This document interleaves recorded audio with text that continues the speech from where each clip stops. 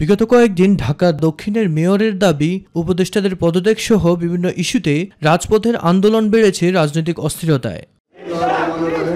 বিকেলে প্রেস ক্লাবে বিএনপি স্থায়ী কমিটির সিনিয়র সদস্য গয়েশ্বর চন্দ্র রায় বলেন, প্রধান উপদেষ্টাকে জনগণই বসিয়েছেন, তিনি ব্যর্থ হোক এটা বিএনপি চায় না।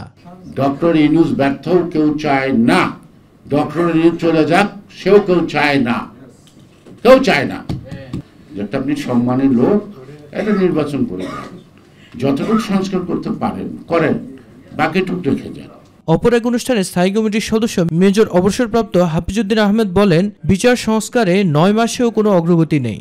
যত শেখের গোষ্ঠী জগৎ যেখানে যা ছিল রে ভাই, লুটপাট করে দেশটাকে একেবারে তলাবিহীন জড়ি বানিয়ে দিয়েছে, কিন্তু এখনও তাদেরকে আইনের আওতায় আনা যায়নি। সরকারের 9টা মাস চলে গিয়েছে, একটা তো চার্জশিট দিতে দেখি না, খালি মুখে মুখেই তারা বিচার করে, মুখে মুখেই সংস্কার করে।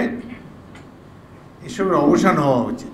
এদিকে রাজধানীতে অন্য এক অনুষ্ঠানে স্থায়ী কমিটির অন্য সদস্য আমির খসরু মাহমুদ চৌধুরী বলেন, রাজনৈতিক সদিচ্ছা থাকলে নির্ধারিত সময়ের অনেক আগেই অংশগ্রহণমূলক নির্বাচন অনুষ্ঠিত করা সম্ভব।